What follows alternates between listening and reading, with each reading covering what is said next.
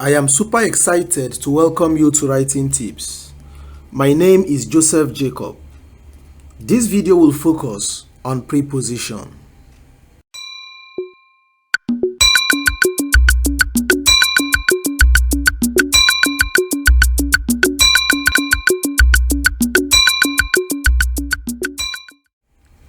Before this video, we have considered 5 parts of speech, namely noun, pronoun, verb, adverb, adjective.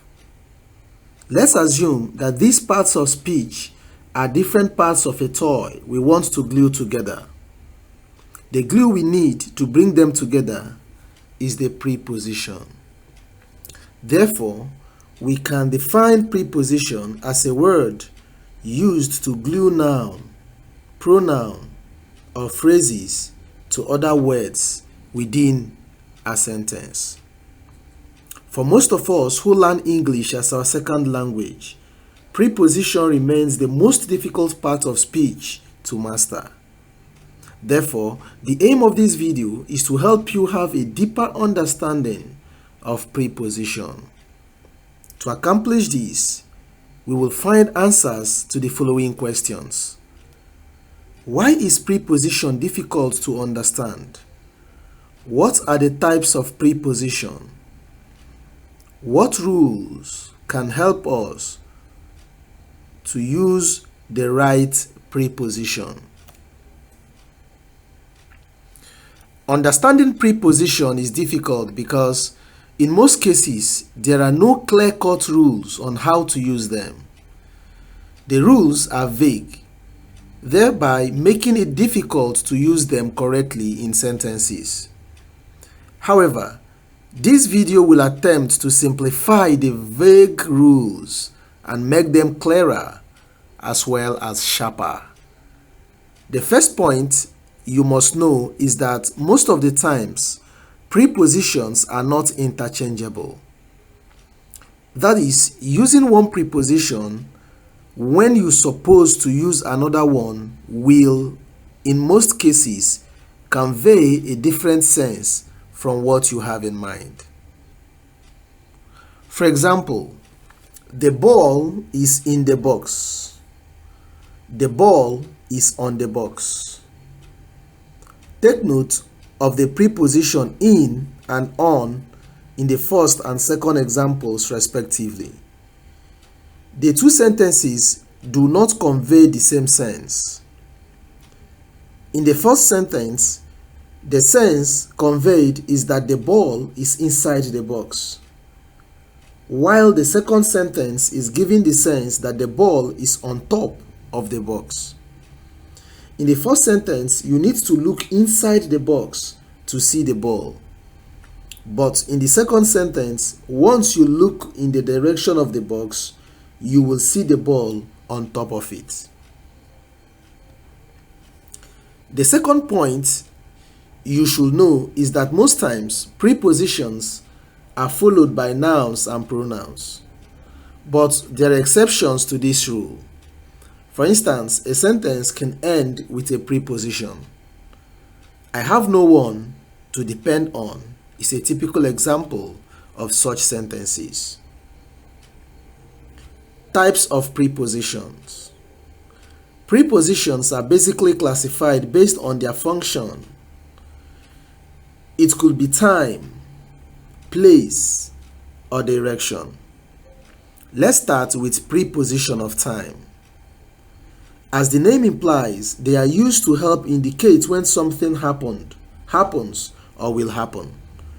They include words like at, in, on, before, and after. Like I pointed out earlier, using these prepositions can be confusing. Consider these examples. The first FIFA World Cup took place in 1930. The first baby of the year was born at 12 a.m. Abraham Lincoln was born on February 12, 1809. In each of these sentences, either in, on, or at is used. The challenge is to know when to use which one of them. Let's start with in. First, use in when you are talking about years. The first FIFA World Cup took place in 1930. 1930 is a year, so we use in. Other examples are the First World War started in 1914. Ghana gained her independence in 1957.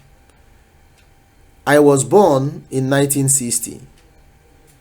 Nigeria won 2 Olympic gold medals in 1996. The first case of coronavirus was discovered in 2019. Secondly, use in when talking about months. It is always extremely cold in December. Rains usually start in March. I will travel to New Delhi in June.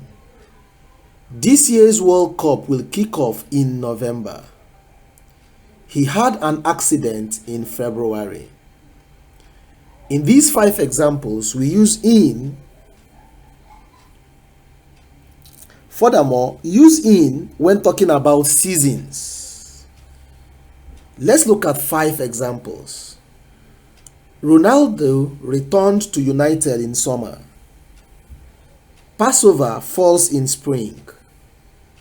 Vegetables are expensive in dry season. The Olympics held in winter is called Winter Olympics. I will visit Berlin in autumn. Use in for day times. Anytime within the day, use in for it. Let's look at some examples. I took my breakfast in the morning. The meeting will start in the evening. The robbery incident took place in the afternoon. I will be there in the morning. Wait for me in the evening. Now, let's talk about on. Use on for days. When we are talking about days of the week from Sunday to Saturday, use on. Look at these examples. I will go to work on Monday. We watched the match on Saturday. It rained on Tuesday. Angela visited her aunt on Thursday. I will travel to India on Sunday. The second use of on is for dates. And when we talk about dates, we know that we are referring to the combination of day, month, and year.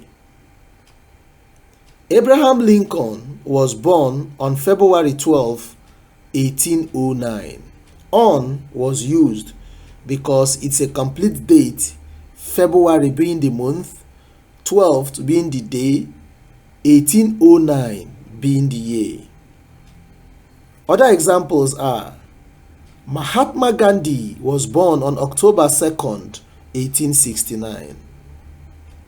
Nelson Mandela died on December 5, 2013.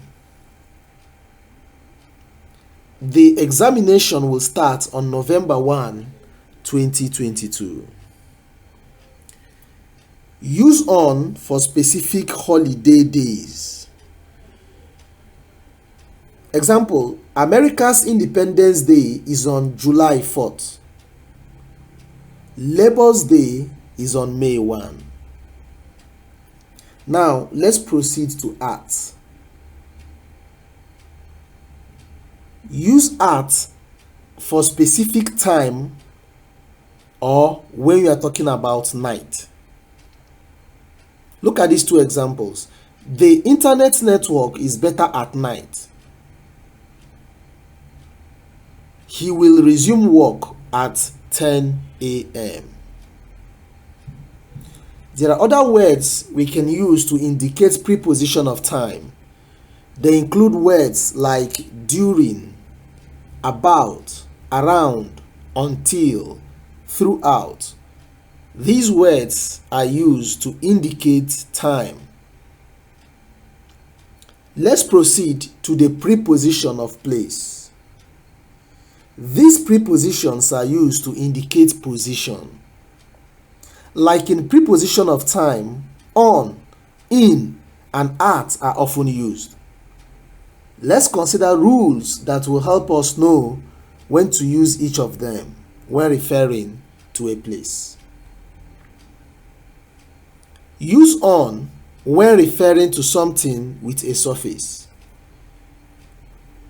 When you're referring to something that has a suffix, use on. Let's look at these three examples. My grandpa's 19th century clock hung on the wall. Remember that a wall has a suffix, isn't it? So the clock hung not in, not at, but on the wall, because the wall is a suffix. His signature is on the page. A page is a suffix. The third example, the phone is on the table. Table is a suffix. Now, let's look at in. When the object we are referring to is within a confined boundary, we use in. Let's look at these three examples. The first one is Priyanka Chopra lives in India. You may be surprised, as large as India, can we say it's a confined boundary? The answer is yes, because India has a boundary. India has a territory. So within the territory of India, it could be seen in a broader sense to be a confined boundary.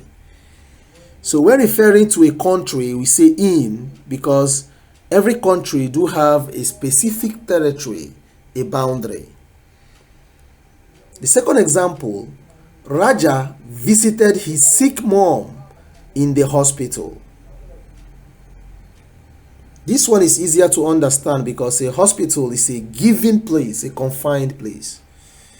The third example is the meat is in the freezer. Now, let's look at at as it's used when we are trying to talk about a place. We use at when we are referring to a specific place within a confined location. I met him at the entrance of the hospital. Remember, the hospital is a confined place. Now, in which part of the hospital was he located? At the gate, at the ward. So referring to a specific place within this confined territory, we use at. He stood at the bus stop. Sandra waited for me at the car park. All these are examples showing the use of at for a specific location within a confined area. There are other words we can use to show place. They include under, over, inside, outside, above, below. These words are examples of preposition of place. Let's now talk about the preposition of movement. As the name implies, they are used to describe the movement from one place to another. Words often used to indicate this movement include through, across, off, down, into, up, over, past, around. However, these words confuse us. Let's take a few minutes to explain three of them: across, through, and into. Let's start with across. We use across when we mean moving from one side to another. The boat sailed across the river. It means that the boat started from one side of the river and then crossed the river to the other side. The jubilating coach ran across the pitch.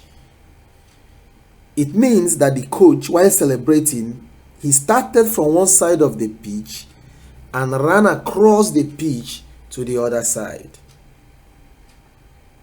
Another word we need to understand is through. Through is used when referring to moving directly inside something and coming out from the other end. The bullet went through his thigh. They avoided the police by driving through the tunnel. So it means that the bullet entered from one side of the thigh and came out from the other side.